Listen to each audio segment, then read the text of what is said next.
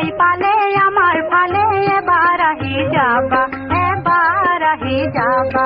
সহজ সৰল গাঁৱৰ জীৱন খন্তে লৈ চাবা সহজ সৰল গাঁৱৰ জীৱন খন্তে লৈ চাবা এবাৰ আহি যাবা